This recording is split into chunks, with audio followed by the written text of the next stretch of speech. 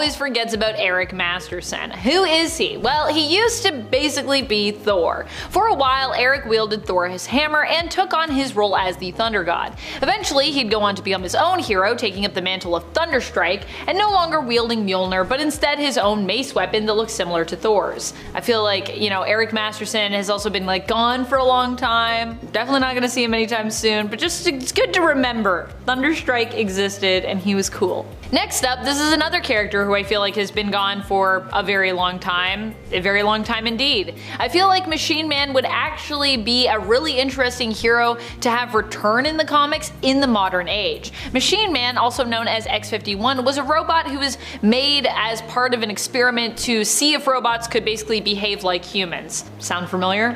While the experiment overall failed, X-51 did seem capable of behaving and thinking like a human himself due to the fact that he was raised like a human, a theory his creator, Aaron Stack, was attempting to test. So X-51 was like the one outlier of the batch. X-51 would take up the name Aaron Stack in honor of his creator, continuing to work towards Stack's dream of robot and human coexistence. He goes on a few adventures and even becomes an Avenger, but eventually leaves Earth to go off with the Celestials. And I'm pretty sure we've never seen him again. So, speaking of people that go off to space and do cool space things, Moondragon is a hero who doesn't get as much love from the Avengers in the comics.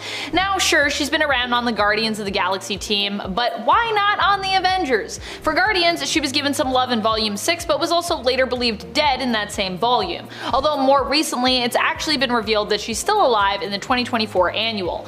But while she's been doing okay in the comics for the Guardians, there is another area that I feel like she was kind of snubbed in. Other than the Avengers. I just also really wanted her to be on the Guardians of the Galaxy team in the MCU. I was really hoping in Volume 3 we'd get a Moondragon appearance.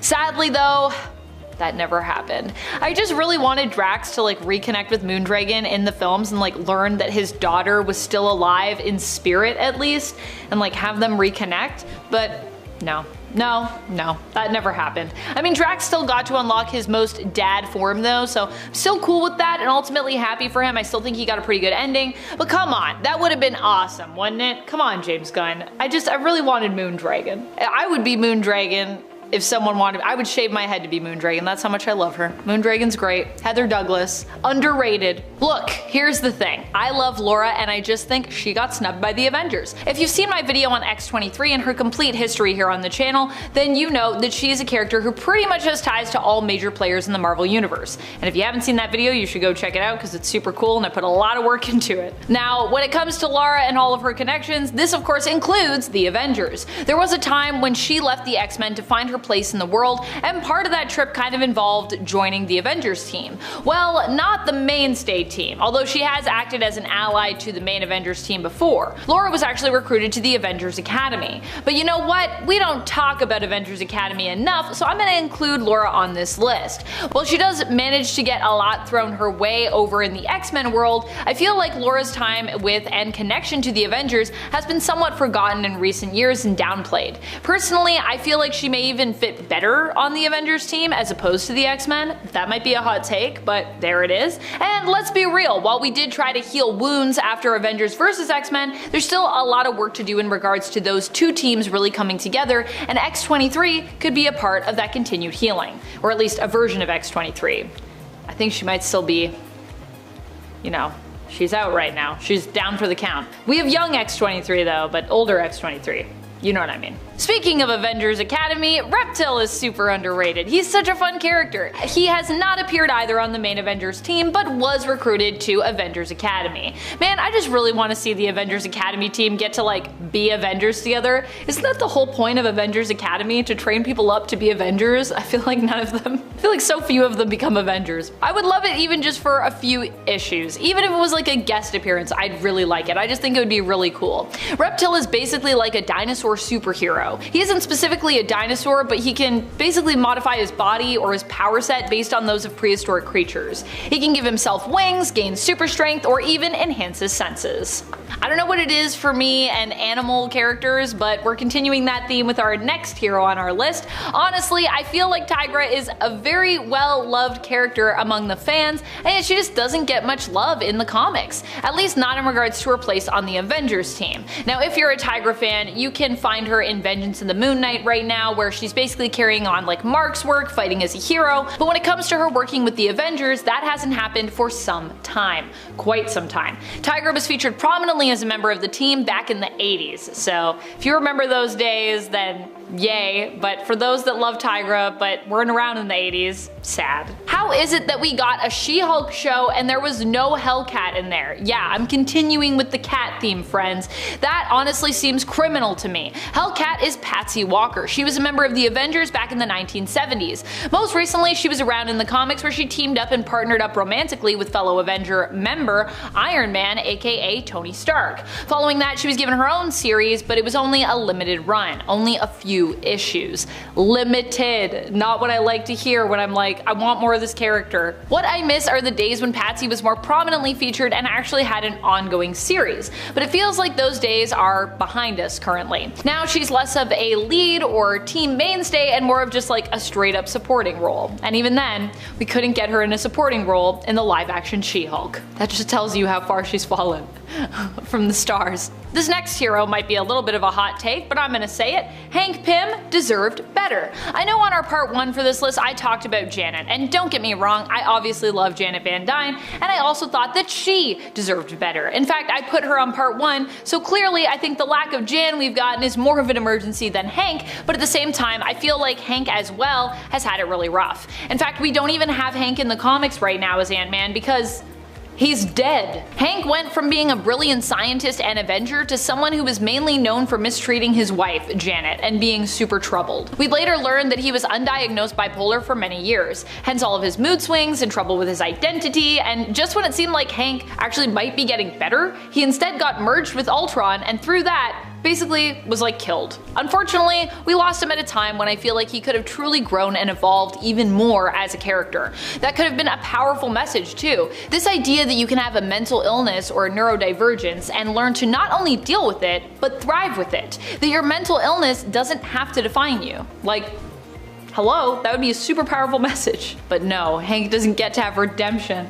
He just dies. While a lot of these characters have been people that I've known and loved throughout Avengers history, this next one is one that I kind of just found out about and I'm very perplexed that it's taken me this long. How am I just learning about Stingray now? Where has this character been all my life? I thought when it came to Marvel, Namor was the main character we had for the seas, and of course this is true. He is generally who people think of when they think Marvel-based oceanic hero or anti-hero, but we shouldn't only think of him because guess what? We have Stingray! Stingray is acclaimed oceanographer and engineer Walter Newell. When I was a kid, I actually wanted to be a marine biologist. Fun fact about me. I also wanted to be a singer, but marine biologist was honestly my first love before I even wanted to be a singer or performer in any way. Yeah, I was kind of a weird kid. So a guy who is an oceanographer studying the oceans and who also helps fight to protect them is my hero. Stingray would go on to join the Avengers through basically becoming their landlord? I'm not kidding. He had a hydro base that he maintained with his wife and he offered it as the headquarters to the Avengers. It would go on to become Avengers Island. At one point the mansion was trashed and they basically ended up moving to the hydro base, which like I said, then we come to know as Avengers Island. Stingray has also acted as an ally to Namor and the two have teamed up together and been friends for some time. Until more recently when Namor apparently forgot all about that friendship and then tried to kill Walter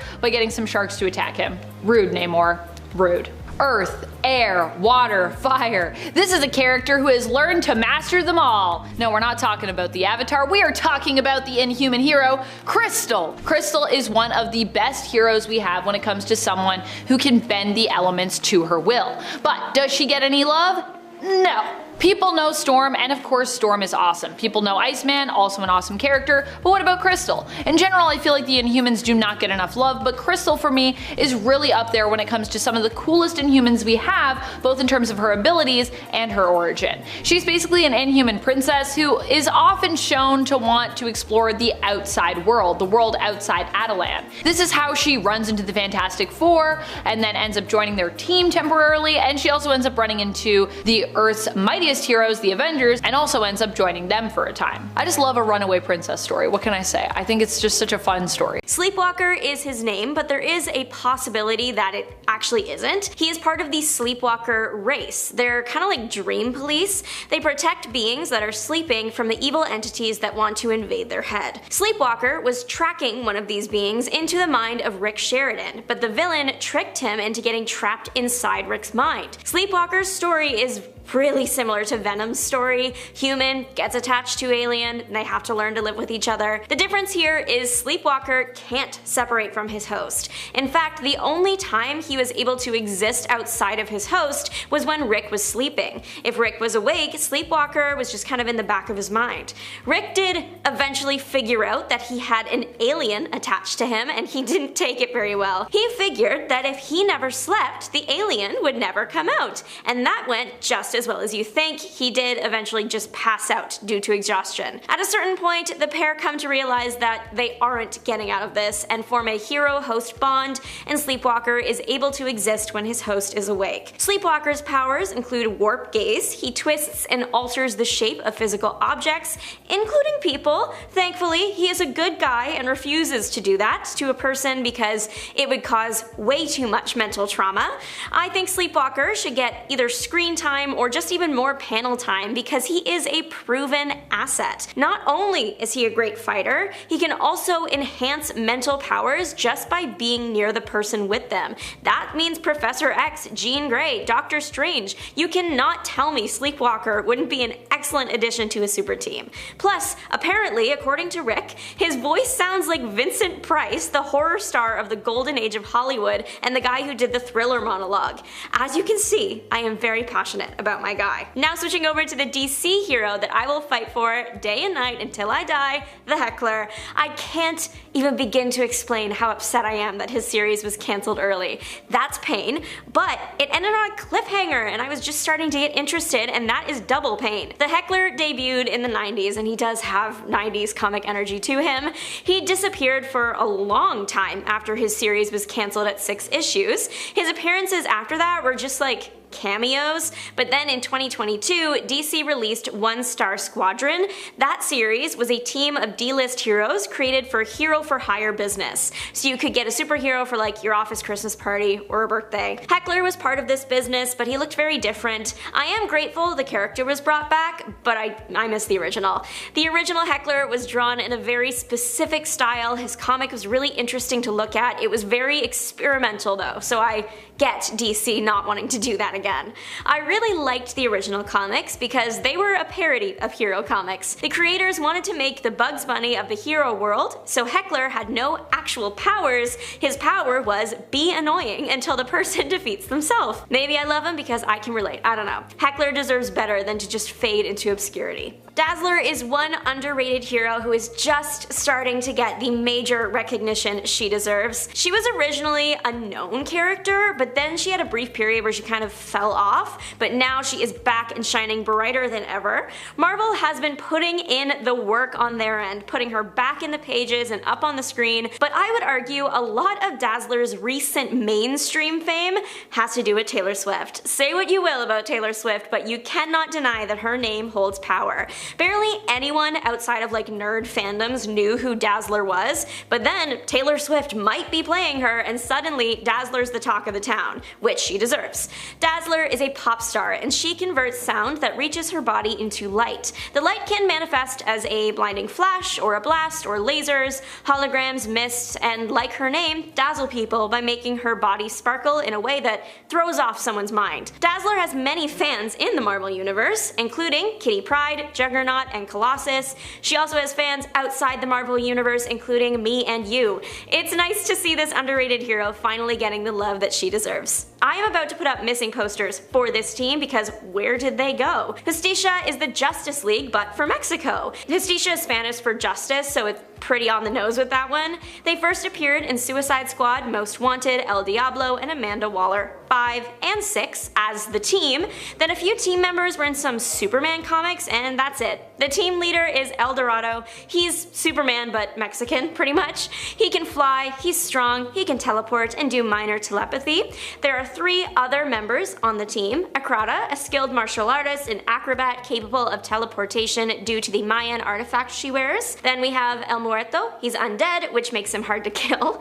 Finally, we have Iman. He wears a suit of armor that gives him superior strength. There are connections between Justicia and the Justice League. El Muerto used to idolize Superman, and Iman received a scholarship from Wayne Enterprises. Iman and Batman also share very similar trauma. Each individual hero has had a handful of appearances. The team has had 2. I think that they are a neat team and they should get more chances to show off together. Lorna the Jungle Queen has been MIA for too long. It's time to bring her back and give her a slight writing redemption arc. Lorna, as a character, super interesting, pure of heart, strong, great role model. The comics she's in though, they contain some depictions of cultures that are not great and are very outdated. Her series is from the 50s.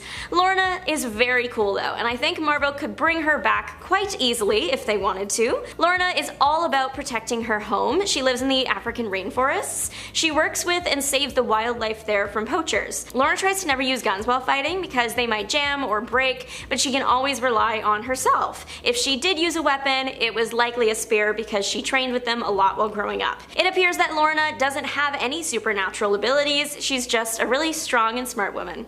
If the MCU or comics wanted to give her some spotlight, they could definitely bring her in using Wakanda, considering that both locations are in Africa. I know that Red Bee isn't everyone's favorite, but I can't get through explaining his story without laughing, and that makes him a winner in my books. Red Bee's thing is he fights using trained bees he keeps in his belt buckle. He apparently even has a favorite bee that is special. That bee is Michael. Michael can pick locks and sting multiple times. Red Bee isn't completely helpless without his bees. He is trained in acrobatics and hand-to-hand combat and law. I would like to share with y'all a fun fact from his wiki page. In his brief career in Hit Comics, which is 24 issues, the Red Bee was hit in the head hard enough to knock him unconscious a minimum of 14 times. Were the bees really there, or was he just hit in the head too many times? The character was recently seen fighting alongside Peacemaker. I hope that with all the parodies and spin-offs DC has been greenlighting, Red Bee finds himself in there somewhere. Moving into the movies though, the MCU, I think the Eternals deserve better. The concept of the Eternals is so interesting. The characters and their histories are so cool. They had such an incredible cast, but the movie fell flat for a lot of viewers. It has a 47% on Rotten Tomatoes right now, which is literally a tragedy. I was really looking forward to them, and it's my personal opinion that Eternals should have been a show. 1 episode per member of the team to properly explore their backstory and emotional weight in the conflict, instead of trying to force all of that into 2 hours and 40 minutes. I know this is a controversial topic, not saying the movie was a dumpster fire, but I think a show would have suited the team better. I would love to hear if you agree with me or not, so let me know your thoughts in the comments. To the person though who did comment on one of our past videos that Captain Comic is always forgotten, I see you, I hear you, and today we will remember him together. Captain Comet is also known as Adam Blake, and he is a mutant for DC. When you hear mutant in the superhero context, most people think Marvel, but DC has some mutants too, Captain Comet being one of them. He was born way before his time, 100,000 years before, in fact. He is described as the first man of the future. The old Adam and the new version of Adam, they have very similar origin stories. When he was born, a comet flew across the sky, emitting radiation. The radiation triggered Adam's cells into multi-genetic cell growth, which caused him to develop mental powers. As he grew up, he realized he was not only mentally strong, but physically too. He was indestructible. Other powers of his include telepathy, teleportation, poison immunity, telekinesis, clairvoyance, photographic memory, and he can just read people really well, know how much of a fight they will put up, how they're feeling at any given moment. Truly, this guy is a powerhouse that I would love to see more of. Marvel has quite a few cowboy characters at varying degrees of popularity, but Jim Gardley seems to be at the bottom of the pyramid despite being Marvel's first cowboy. Many think it was Two Gun Kid, but it was actually Jim, better known as Masked Raider. There are a few reasons why Jim has faded away from the cowboy spotlight, but the big one was his series wasn't as long as other Marvel cowboys, and he was active in the 1930s and 40s. With the internet, you can find and read the stories now, but imagine trying to track down Marvel Comics Volume 1, Issue 1 without the internet. Impossible task. So poor Jim faded into obscurity. The Masked Raider got his name because he wore the Eternity Mask to hide his identity. The Eternity Mask is not a toy. It gives the user cosmic equality. Whoever wears it is automatically equal in power to whoever they might fight. There is a catch though, the user can't have evil intentions. The mask also leads heroes to where they are needed, sometimes preventing problems before they start. The Masked Raider inspired a secret society that formed using his message of fighting the lawless and bringing justice to the oppressed, so that's his legacy in the comics. It's a shame that a character that was the first Marvel cowboy and the wielder of a pretty major magical artifact is barely remembered. I just recently discovered someone called Diamond Jack, and I haven't been able to stop thinking about him since. He sounds like one of the most powerful heroes DC has ever created, and yet they haven't really done anything with him since his short run in the 40s. Diamond Jack was once just a guy. Then he met an old magician who gave him a magical diamond capable of making its user physically strong and mentally beyond all ordinary mortals. Jack got the diamond as long as he promised to help people, and it really is just that easy. You too can become a superhero just by talking to your local magician. As Jack is a pretty sturdy guy, but average, the ring is where it's at. It can transform objects like projectiles into flowers, weapons to candy. He turned a witch's magic book into a recipe book titled 1000 Ways to Cook Spinach, so clearly he has a sense of humor.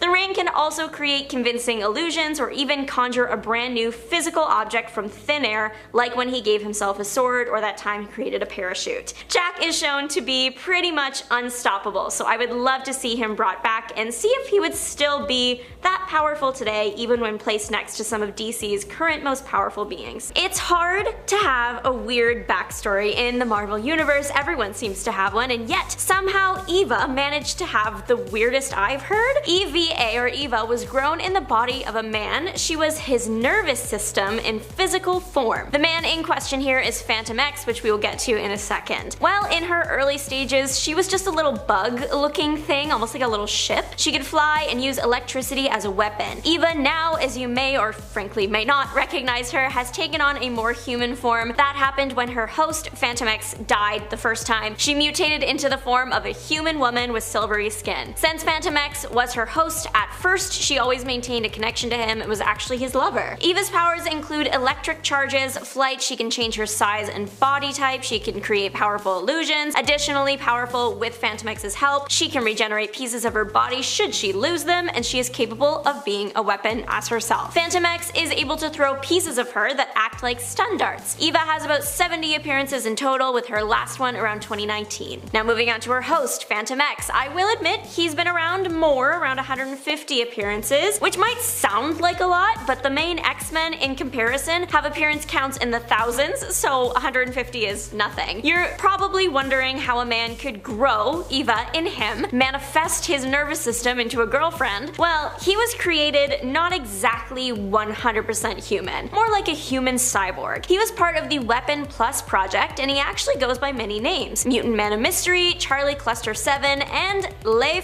Phantomx. See, Phantomx likes to use a French accent, a bad one, allegedly, because he knows it annoys people. There might also be additional reasons for it if you choose to believe him. According to Phantomx, he grew up in a virtual France and it wasn't perfect, so that's why he loves the French but is not a perfect Frenchman. Phantomx's powers include Eva, a healing factor, super intelligence, super strength. He is scent free, so very hard to track, and literally believes he is the best. He can't see anything is better than him or he will have a mental breakdown, I am not kidding. This extreme X-Men is catching waves but not a break. Slipstream, or Davis Cameron, was just your average Australian guy surfing, vibing, live, laugh, loving, but soon he would not be doing any of those things except living. He is alive, a win is a win. Slipstream, because he is a surfer, used a hoverboard as his means of transportation. His mutant ability was the ability to form quantum portals, also known as warp wave. The portals were used for transport over large or small or just any distance on Earth, and they could be used by anyone. Slipstream went a while not knowing he was a mutant. It wasn't until the X-Men showed up and told him and his sister Heather that the two were the children of a crime lord, and then Heather later revealed she was a mutant, so of course Slipstream had to get his powers activated by Sage. He helped the X-Men fight against alien invaders but was hurt pretty bad. When he left the hospital, he disappeared for a while but then showed up to fight off some people attacking Krakoa, so eventually he ended up there. Honestly, some of these mutants haven't exactly disappeared, they just don't get storylines after theirs is over, and they're usually only remembered by Marvel when they need extra mutants to fill out a scene, you know? Like, oh, Slipstream was in this battle, cool, great, but like, how is he doing? Mentally, how is he? Anyway, Slipstream has about 19 appearances total. Sister to Slipstream and Golden Girl, literally, Heather Cameron is Lifeguard. The golden Australian princess, she is all of those things, we'll get to the golden princess in a second, found out she was a mutant before her brother did. She, with Storm and Thunderbird, defeated some attackers, and that's when she discovered the mutant powers. And it's a really useful one too. She can clock what the present danger is to her or those around her, and her body will modify itself automatically to give her the right powers to save the day. So her power is like really fast adaptation. Some powers she has gained while confronted with danger include golden skin, told you we'd get there, extra arms, gills, wings, a fishtail to live her H2O just add water dreams, and extra strength. So we've acknowledged the golden skin part, let's cover the princess thing. Lifeguard was on a mission to infiltrate a spaceship that belonged to an alien race. While doing that, Heather's appearance changed to the appearance of the alien race and her DNA switched around, and people think she may have been of royal alien descent based on the markings on her. Her brother couldn't handle the alien look, unfortunately, that his sister was sporting, and he disappeared, so she was looking for him for a long time. Eventually, both siblings ended up on Krakoa. Lifeguard's name comes not only from her lifeguarding mutant powers, but also from the fact that she was a lifeguard back when she didn't know she was a mutant. In total, she also has about 19 appearances. Ariel the alien is an icon and a fashion icon, bring her back. Her original design was this epic 80s fit, just lots of colors, and even in her redesign she's still full of color. She hails from this place called Coconut Grove, and it looks like your average nightclub. All the aliens there are capable of teleportation using doors. If there are no doors, too bad. Ariel is special and different though. She is a mutant in her world. She has the additional power, a power passed down through her family, of super persuasion. She is described as she who speaks like water running across the stones. Ariel can make people do or think almost anything she wants using her charming, persuasive voice. Ariel ended up in San Francisco at one point and then joined the X-Men and stayed affiliated with the team since. In total, Ariel has about 18 appearances. I feel like Coconut Grove is a vibe and sounds like a Mario Kart track, but if I could, I would transport myself there. Let me know in the comments where you would choose to transport yourself. Changeling is a forgotten man despite his major contributions to the Marvel Universe. The biggest thing he did for Marvel was die as Professor X, so even his big moments weren't fully him. Changeling is a shapeshifter. He has become many people, but two really stick out. One was Elvis in the middle of a car chase, and the other was Professor X. Changeling wasn't always an upstanding citizen. He was a bit of a menace at first, but a cancer diagnosis and a few months left to live changed the Changeling's whole perspective. He now wanted to do better in his last few months, so he went to Professor X. Professor X gave him quite the chance. Pretend to be him while he goes underground to prepare for an alien invasion. This worked for a while, and it had its perks for Changeling too. Before becoming the professor, Changeling had telepathic abilities, but they were limited. When he did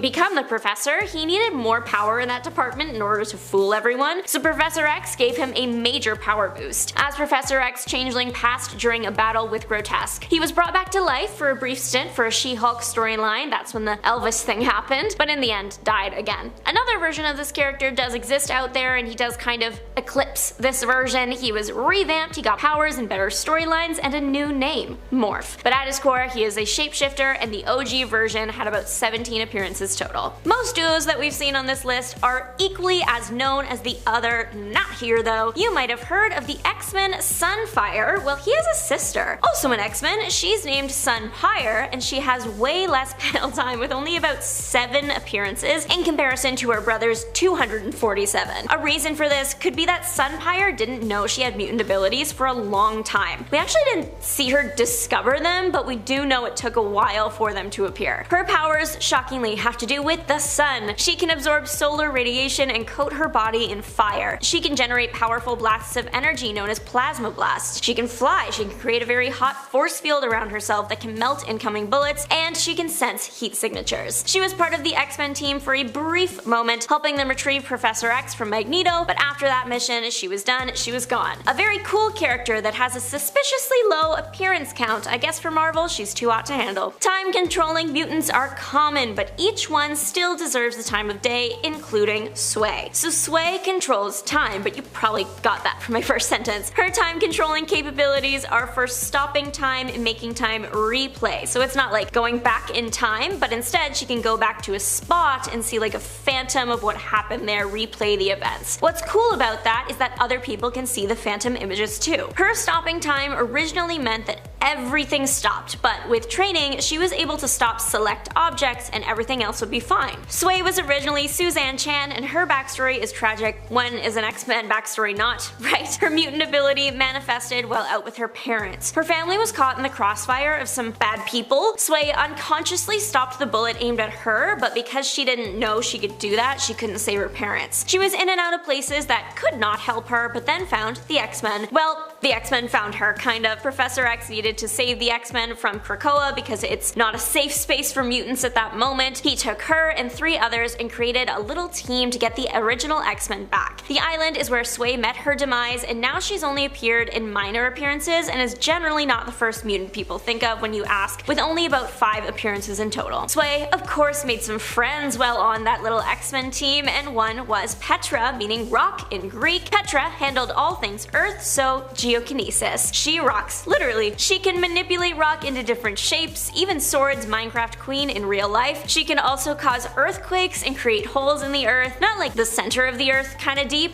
always, sometimes it's just a little one is enough to incapacitate someone. She can also change the state of a piece of earth, like creating diamonds from coal or making glass from sand. Again, she is a Minecraft character in real life. Dust clouds, telekinetically flying on rocks, and consistency manipulation are also in her power set. The consistency thing is making the earth like wiggly or soft or smooth or all the opposite of those. Like Sway, Petra has a traumatic backstory. She accidentally caused her entire family to experience the fatal effects of a rock slide, and then she became an orphan and was placed in a foster home. Her foster father acted inappropriately towards her, but she trapped him in the ground, good for her. She went on the run, hiding in caves, a run-in with the police, and some training with Moira McTaggart later, and our girl was on the reserve X-Men team with Sway. She also met her end on the mutant island. Like Sway, Petra is also not at the forefront of most fans' mind with only 5-ish appearances, but that doesn't mean she didn't rock. I've heard this guy described as paste for plot holes.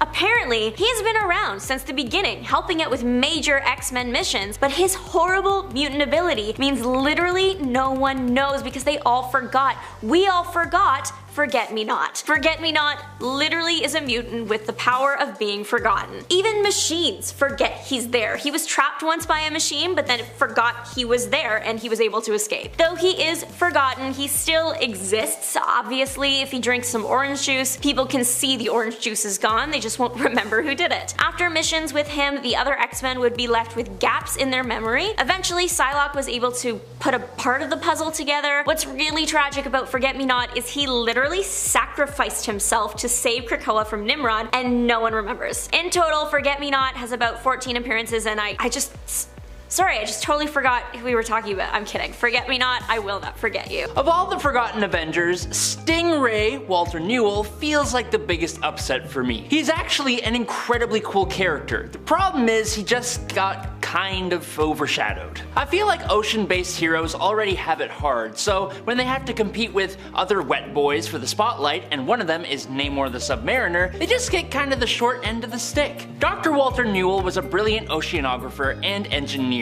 He supervised the construction of a domed undersea city with plans to grow food for mankind, and he also constructed an incredibly advanced undersea suit that he initially used to try and capture Namor. Now, he's worked with the Avengers and the Fantastic Four many times over the years, mainly when the teams needed an undersea expert, and he even ran the now defunct Avengers Hydro base, but like I said, he just kinda gets overshadowed by Namor, which is a shame because Namor is kind of a huge jerk. But who better for a list of forgotten Avengers than a hero who literally goes by the name the Forgotten One? The Forgotten One is one of the Eternals, who themselves are already a bit of a niche group in Marvel Comics. As an Eternal living on Earth for thousands and thousands of years, he has gone by many different names, with his most well-known being taken after the ancient Mesopotamian hero Gilgamesh. While many Eternals have also been Avengers, Gilgamesh is simultaneously one of the strongest and one of the most easily forgotten. Unfortunately, he was only part of a small 4-person Avengers team consisting of Steve Rogers as just the Captain,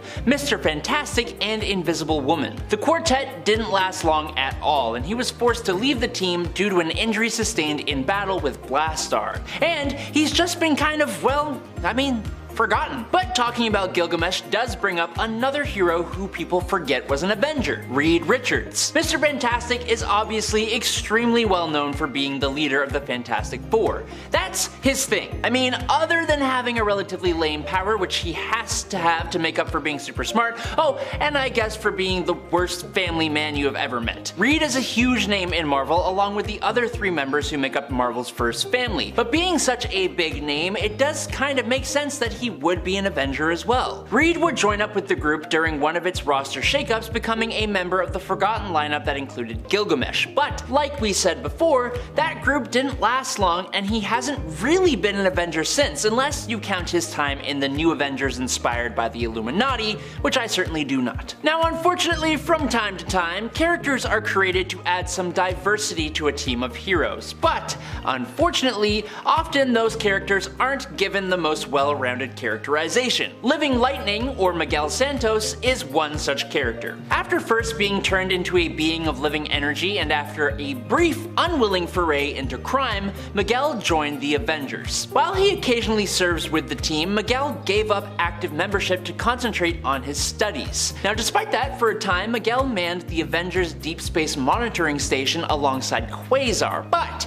his most damning moment came when Miguel was invited to attend a meeting of the Great Lakes Avengers, or the GLA, as they wanted to recruit him to join the team. Now, Miguel mistakenly thought that the GLA actually stood for the Gay and Lesbian Association and accidentally came out to Flatman. Many people found this to be in poor taste, and while Living Lightning has appeared and worked with the Avengers a few times since, he was just never on the forefront since that moment. The Avengers are fun, and for me it's because a lot of the time their heroes could easily be villains, and some of their villains could easily become heroes. And the best part is that totally happens. Jacques Duquesne, or Swordsman, is an excellent example. Jacques was the one who had taught Hawkeye how to fight, and just like Hawkeye, he started off as a villain to the team. Being a dastardly rogue with a great mustache, he was obviously a little morally dubious and found himself being expelled from the team only to rejoin later on. And then he would eventually pass away and come back as a spirit,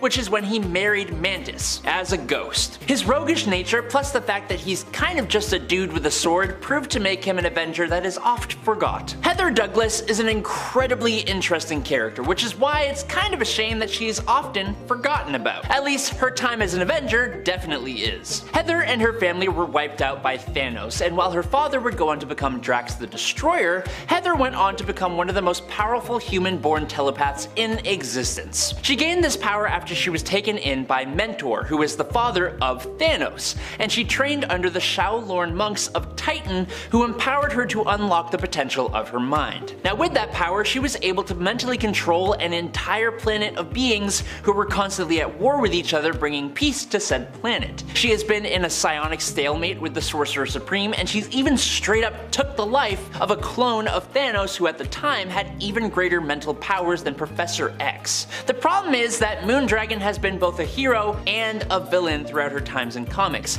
and she has had a very conflicted past with Marvel's premier superhero team. Jack Hart was the son of a brilliant scientist, a scientist that created the ridiculously efficient liquid sci-fi fuel called Zero Fluid, that in a tragic comic book backstory was exposed to Jack and gave him his awesome but difficult to control abilities. Importantly, he was also part alien, with his mother hailing from the Contraxian race. Now due to the cellular mutation that took place after his Zero Fluid exposure, Jonathan Hart is now able to produce pink concussive energy beams and blasts from his hands and body, taking up the incredibly clever name of Jack of Hearts. Now despite having the wildest costume on the team, he quickly became known for his erratic use of his explosive powers and for his incredibly explosive temper. He worked with the Avengers on several missions but never managed to master his powers. That, coupled with the character becoming increasingly isolated, led to Jack detonating himself, and that's the end of the story. Now the Sandman is a super interesting character. As most people know, he has been a longtime foe of Spider-Man, and a big one at that, being one of the founding members of the Sinister Six. However, never quite comfortable being a bad guy, the Sandman eventually reformed, even gaining a full presidential pardon. This brought on his probationary period with the Avengers, kicking off with the controversial Avengers number 329. Now despite actually proving a valuable asset to the team, he left the group not too long after joining. Sandman has generally remained a villain, but he maintains friendships with heroes including the Thing, and has been known to stop other villains from taking people's lives. After his stint with the Avengers, he would join up with the Silver Sable's Wild Pack, a mercenary group, before going back to a life of crime properly. Maria de Guadalupe Santiago, aka Silverclaw, was a member of the Kemikari in the Central American nation of Costa Verde. The Kemikari ancestors worshipped the ancient gods until the arrival of the Spaniards. Maria's father, Jaime Santiago, was a Kemikari villager who studied the ancient beliefs and pantheon, and after visiting one of the ancient banished gods of his people, he came back to his village with Silverclaw in tow. Now Silverclaw had the ability to shapeshift into various different forms. The Avengers butler, Edwin Jarvis, saw her village on a television piece about a children's charity and sponsored the local orphanage that Silverclaw grew up in, eventually having her come to New York, where she used her powers to stop a group of extremists, which got her onto the Avengers. Unfortunately, Silverclaw was created by Kurt Busiek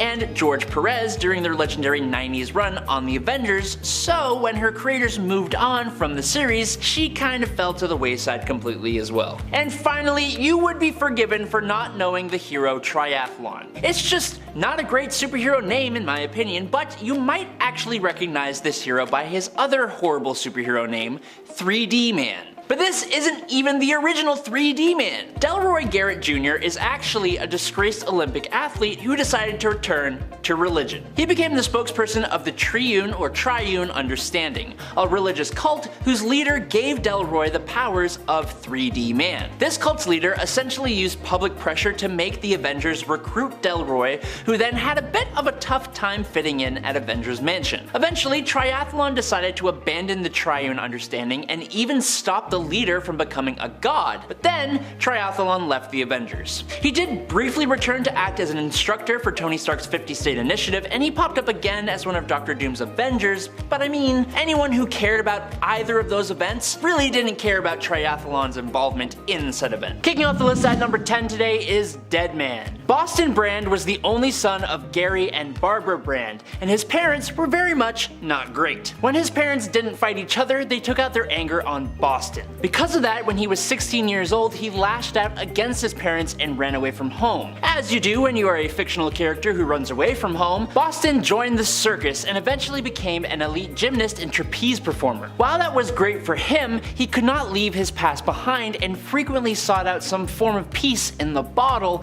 and would often become physical with people. Everything for Boston changed though when during one show, an assassin from the League of Assassins named Hook took his life during his trapeze performance.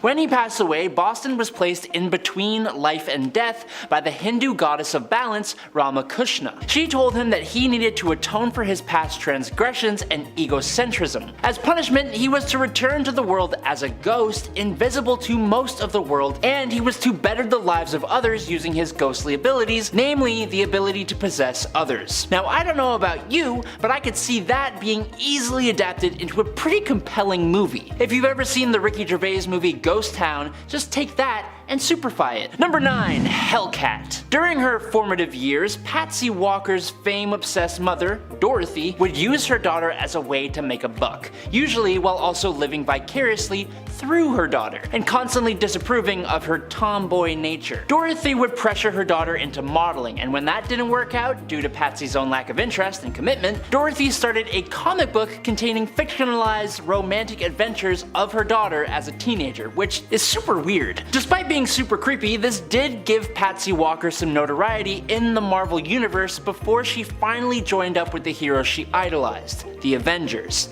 And that story itself is kind of funny. Because, basically, using tactics learned from her mother, Patsy blackmailed the mutant Hank McCoy, aka Beast, into helping her transform into a superhero. Patsy tracked down Beast while he was an Avenger and forced him to allow her to accompany them on a mission. During the Avengers ride-along, Patsy found an old costume that once belonged to Greer Nelson, aka Tigra, who could also get her own movie, just saying, but during her early days as the Cat. Now Patsy took the gear for herself and assumed the identity Hellcat. Thanks to the suit, her natural ability plus experience over time with training from Moondragon and her husband Damon Hellstrom, Hellcat has become a force to be reckoned with in Marvel Comics. I think her origin story is pretty damn unique, and I think with a little tweaking it can make for an impactful and pretty awesome movie. Number 8. The Question. Vic Sage, aka The Question, is one of the greatest detectives of the DC universe. Yes, even ranking upside along Batman. Despite having no superpowers, his analytical abilities, finding clues which are overlooked by most people, plus his skill as a fearsome interrogator and martial artist, somewhat on par with Batman, and his faceless mask made of an experimental material called pseudoderm that enables him to change disguises easily, plus his somewhat eccentric personality, make him an incredibly interesting and kind of somewhat creepy protagonist. An old school detective noir movie can easily make him a fan favorite. For any of you who have seen Zack Snyder's Watchmen or who have read the DC comic of the same name, the character of Rorschach was based off of The Question, so we already know that a character like this can work on film. It's just a matter of creating a story that the character can support all on his own. I also think that even a story about his protege, Renee Montoya, would also potentially be even better. Number 7. Zatanna. A lot of people sleep on Zatanna, and that is a mistake. Zatanna is part of the Homo Magi race, giving her a genetic talent for magic that makes her one of the greatest magic users in the DC universe. Zatanna was born with magic, but she's not limited by that. With the addition of learned magics, Zatanna can cast a whole multitude of spells that allow her to do things like travel dimensions, summon objects and beings, perform telekinesis and advanced telepathy, redirect and return attacks, mess with the weather or even time of day, manipulate her own size, transform into basically anything, become intangible, and manipulate magical versions of the elements. But that's all the basic stuff. She can cast spells that can manipulate reality, alter the molecular structure of objects, and move forward, backwards, and freeze time itself. And that's not even getting into what she can do with black magic. She has the potential to make child's play out of most of the people in the Justice League despite that fact. But Zatanna's backstory of becoming a successful stage illusionist before discovering her true magical powers and her half-homo magi parentage while investigating the disappearance of her father? You can't tell me that wouldn't make for a great movie. Number 6. Martian Manhunter. John Johns, or John Jones on Earth, is another character that people really sleep on. But this guy is insane with his level of ability. John is the last of his race of Martians, and he is extremely powerful and should never be slept on. He speaks with the resolve and intelligence of someone who's been around for a very hot minute,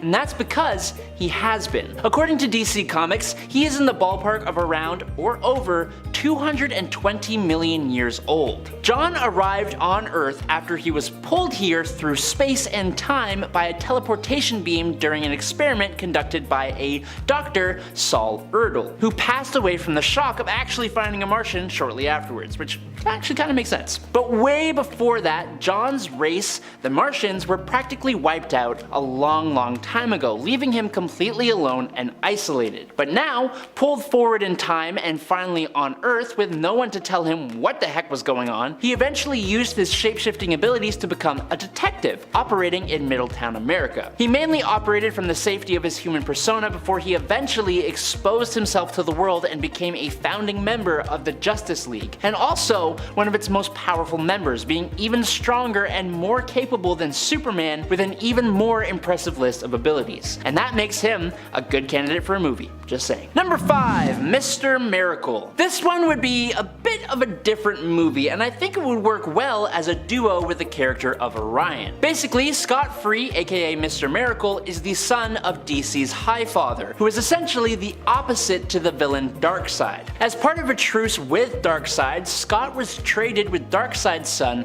Orion. While Orion got to live a pretty good life with Highfather and become a hero, Scott was treated incredibly badly living on Apokolips as basically a prisoner of Darkseid. But despite the hellish conditions on Apokolips, Scott was able to retain his inherent goodness, and using his skill as a master escape artist, and despite the fact that he is a pacifist, he escaped from Darkseid's clutches. Telling that story in a movie format would be awesome, and then it could lead into more stories with the rest of DC's roster of cinematic heroes. I personally think his story is incredibly interesting and unique. Number 4. Darkhawk. Christopher Powell was the son of a cop and a district attorney, and when he witnessed his father taking a bribe from a mob boss, he happened to stumble upon an amulet that gave him the ability to transfer his consciousness to the Darkhawk armor. This ancient Shi'ar magical armor is very cool, and it gave Chris quite the set of abilities. Obviously, the classic superhuman strength, speed, durability, agility, and reflexes are all here in excess, but the armor allowed for armament conjuration from the extra-dimensional expanse, whatever that means,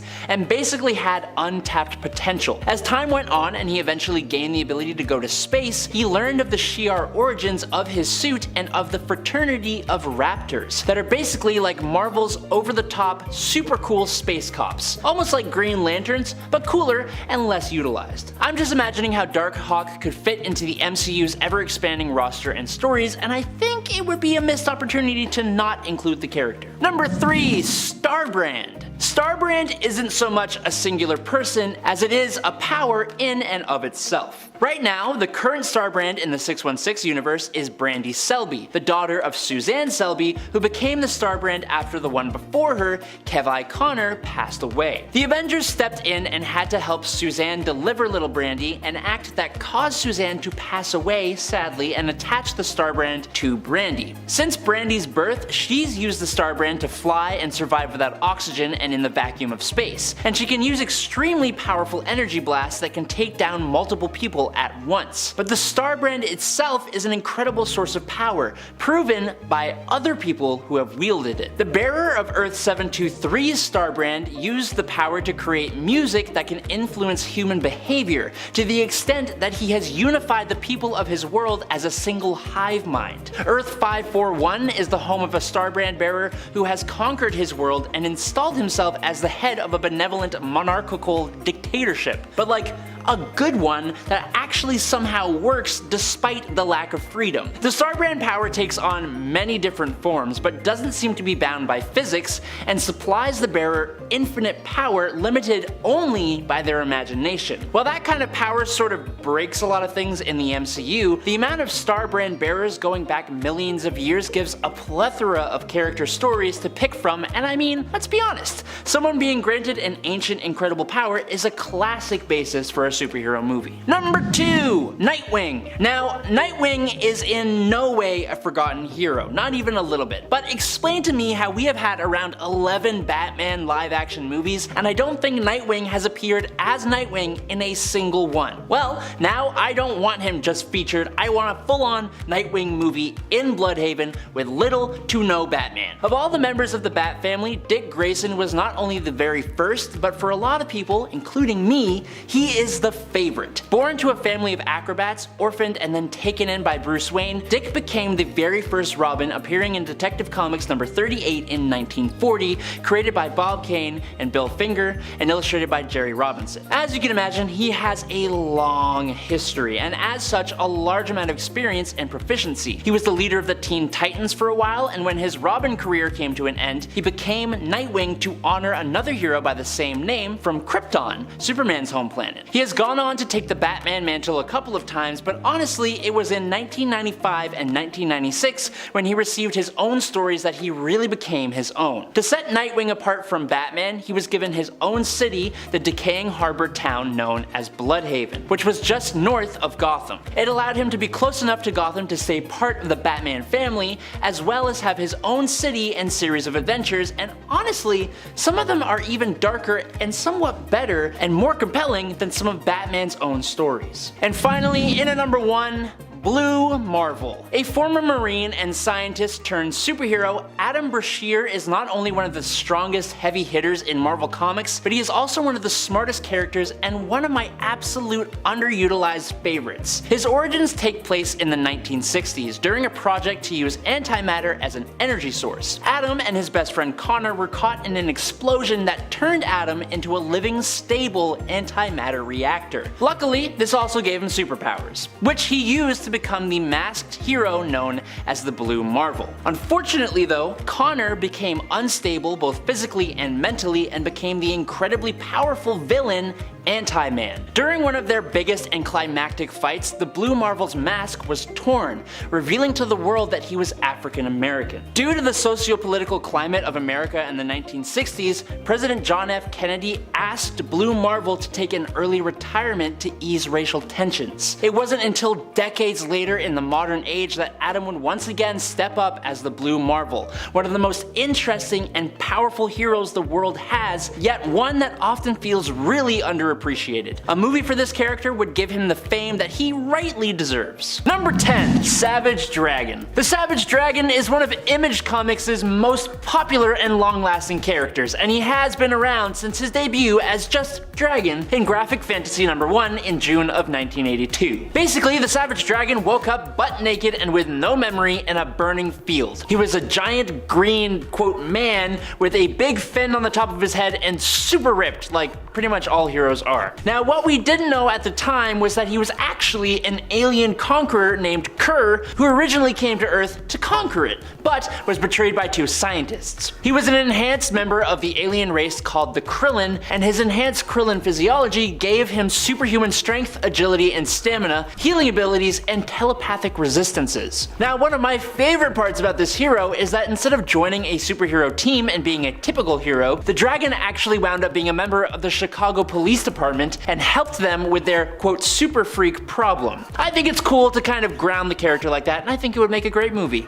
I don't know. Number 9, Animal Man. Thanks to an encounter with some rather strange aliens, which actually happened to be a ruse by the totems of the Parliament of Limbs, Bernard Buddy Baker gained access to the morphogenic field, otherwise known as the Red. This field basically allows Buddy to absorb and use different attributes of nearby animals while still being a human. So he has been able able to move his eyes independently like a chameleon. He's been able to ram against a speeding car with the abilities of a rhino. He can fly by tapping into the abilities of birds. He's regenerated a whole lost limb by tapping into an earthworm. He's gained the strength to lift a car by tapping into a spider, and he's ran at 75 miles per hour by adopting the abilities of an ant. The character of Animal Man explores profound philosophical themes, including environmentalism, animal rights, and the interconnectedness of all living beings. His stories, particularly Grant Morrison's run on the character, were actually surprisingly really dark. I don't know if that could really be adapted to be a normal, old superhero movie for a family-friendly DCU, but it could make an interesting standalone film maybe. All I know is the character deserves more recognition, and a movie would do that. Number 8, Captain Britain.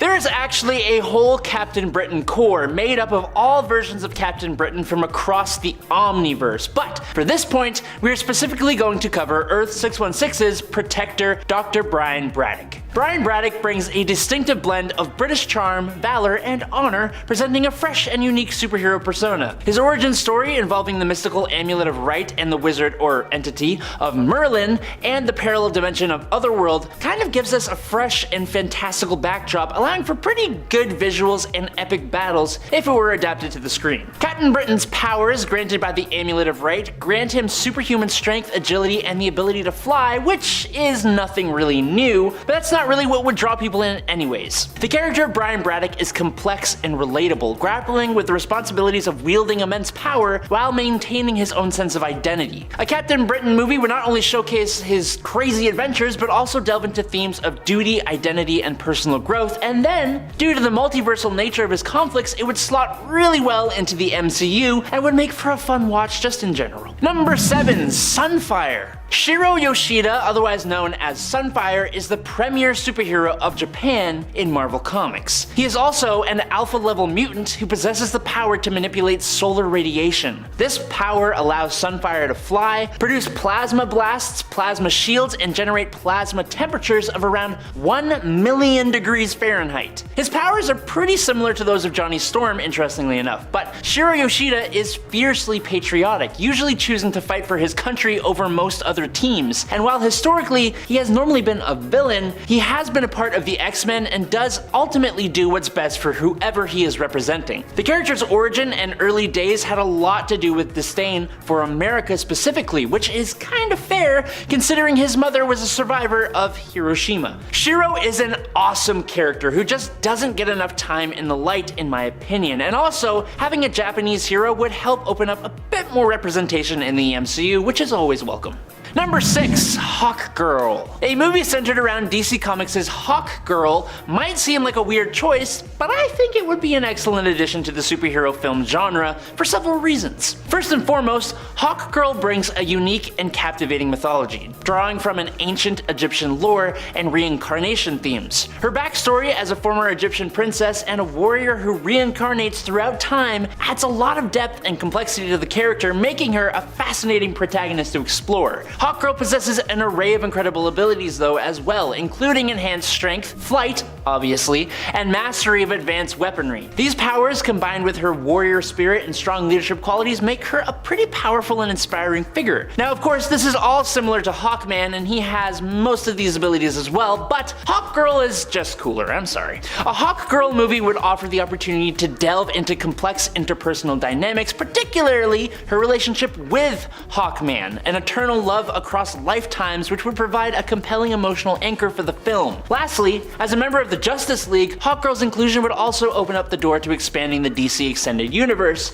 A Hawkgirl or maybe even a Hawkgirl and Hawkman movie would just be super cool. I think we can all agree. Number 5, Captain Atom. Nathaniel Atom was transformed into Captain Atom in the 60s after being semi-forced to participate in a potentially fatal experiment sitting at ground zero of a nuclear explosion encased in an alien metal. Now the explosion didn't kill him. What it did do was bond the alien metal to his flesh, giving him superpowers and throwing him 20 or so years forward into the present day. The alien metal gave him incredible abilities such as flight, matter manipulation, and energy manipulation, time manipulation, energy absorption, telepathy, spatial manipulation, quantum manipulation, force field creation, time travel, magic, and mind manipulation, and control of the quantum field. These powers have let him perform some insane feats, like creating a universe within the quantum field and later destroying that universe, fighting Superboy Prime, easily defeating a team composed of multiple versions of himself, and before absorbing them and creating an explosion powerful enough to destroy a universal space-time continuum. Now,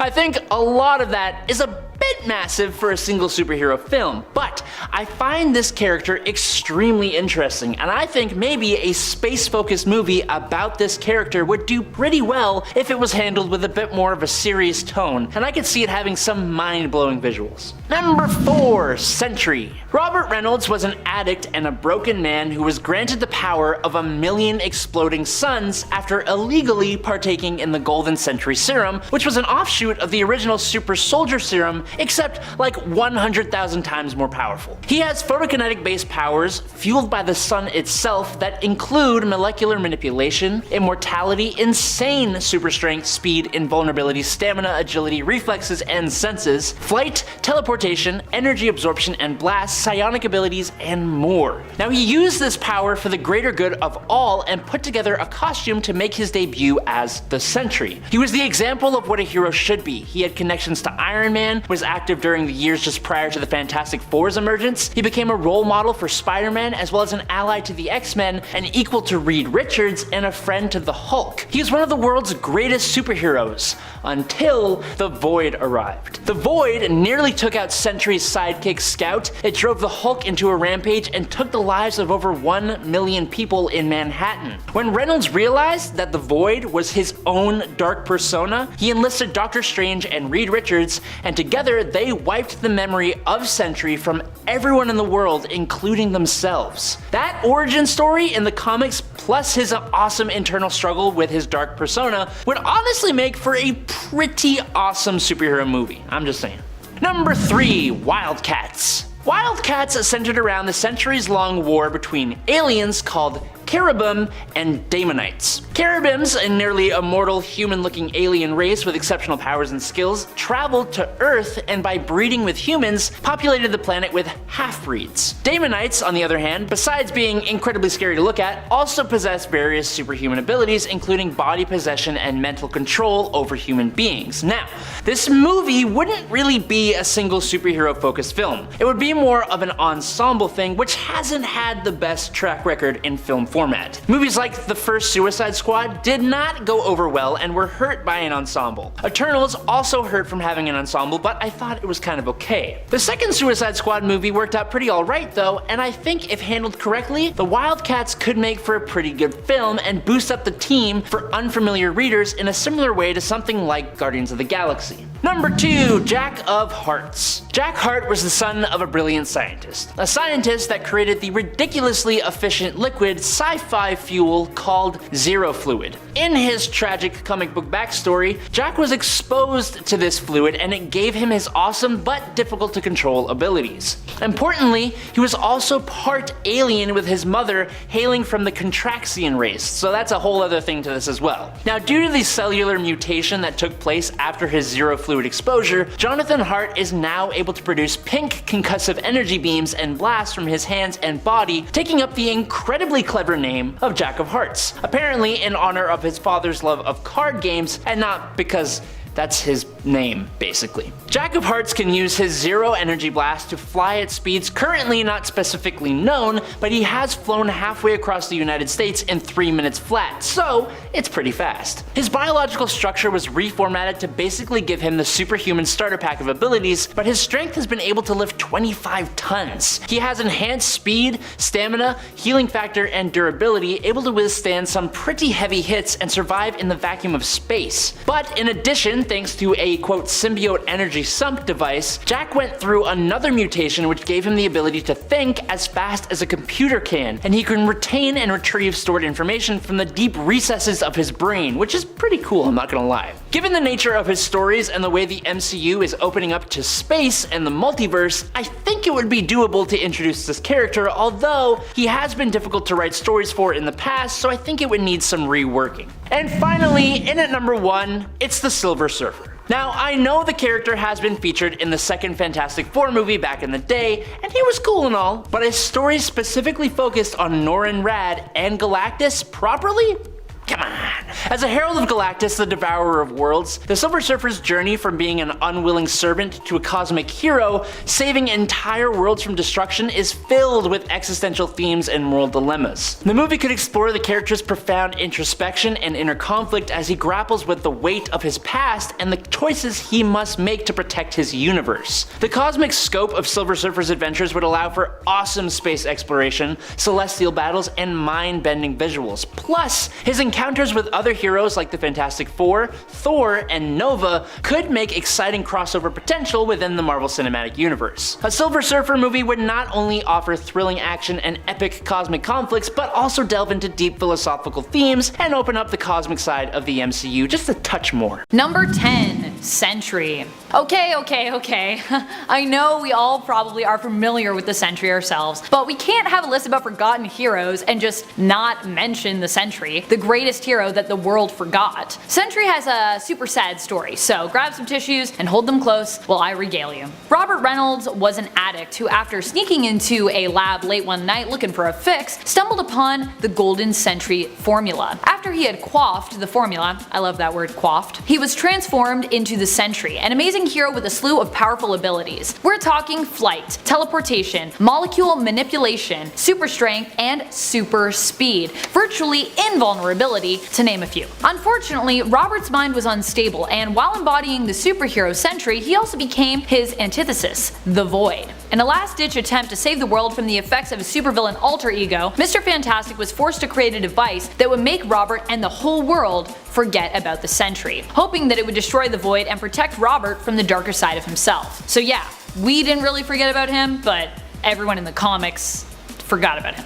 So yeah. Number 9, Green Llama. Introduced in the 1940s, the Green Llama was a hero who embodied the ideals of Buddhism. Oddly enough, sort of like a Buddhist Batman, though his look echoes that of Green Arrow, or even perhaps Green Lantern. In other words, it involves a lot of green, and even a cute little cape. Though interestingly enough, the Green Llama is not a DC hero and not a Marvel one either. He comes to us from Moonstone Books Publishing and was introduced in their Double Detective series, volume number 5. Something unique that he brings is a more Eastern-inspired outlook, which would be even more interesting if he were a genuine character from Tibet, perhaps. Instead, he is a student of Buddhism, who studied in Tibet but is from New York. He returned to New York to share his Buddhist beliefs and provide spiritual guidance, but he ultimately decided that the mystical Buddhist powers he had acquired were even more useful fighting crime. When I said he was similar to Batman, I was responding to his crime-fighting beliefs, and that he does not use a gun, believing they would make him just as bad as those who he seeks to defeat. And the fact that he's also super rich.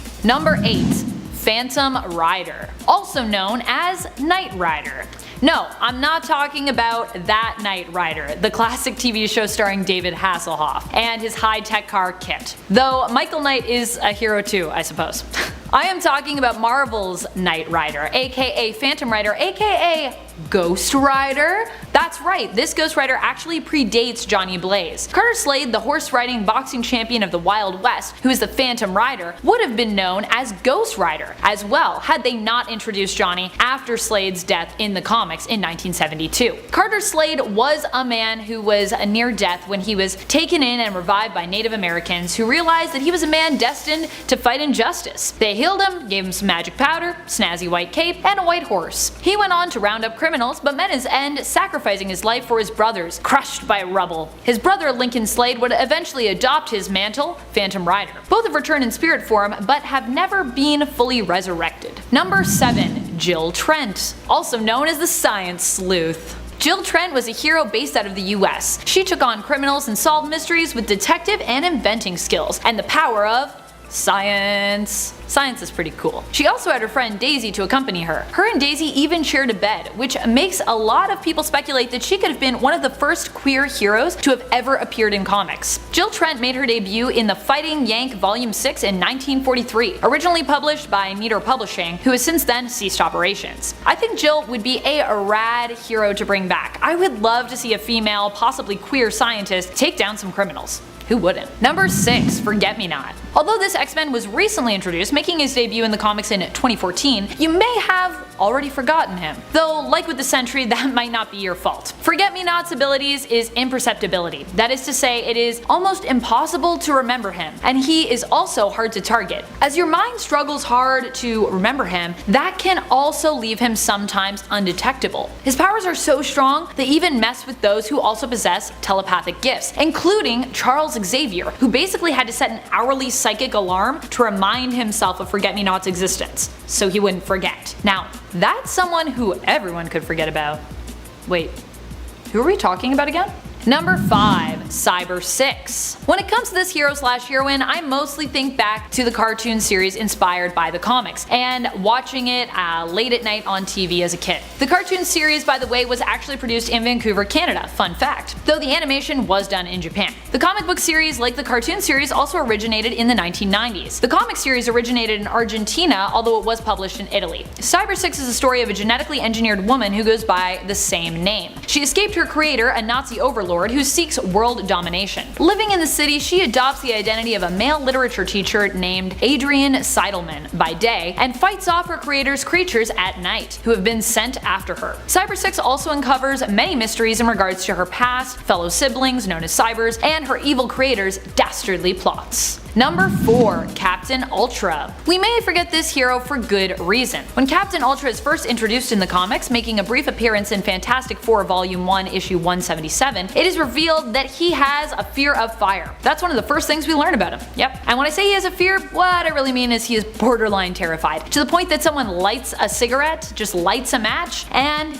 he faints. Griffin Goggle, yep, that is Captain Ultra's real life name, is what I like to call a background hero. From his brief stint with the Defenders to the tiniest of appearances in the Civil War II event, Griffin is a hero who never really comes to the forefront in the comics, which is why he is probably one who often remains forgotten. He's also a bit of a knob. When flirting with Hellcat, he gets overly competitive and aggressive with Nova and Jack of Hearts, who he deems as threats to their love. And keep in mind, he's just met her at this point. Later, when Hellcat asks the heroes to stop fighting over her, Captain Ultra instead gets aggressive with her and accuses her of playing the field. Oh boy. Maybe a hero better forgotten. Number 3, Scorpion. Wait, no, not that Scorpion.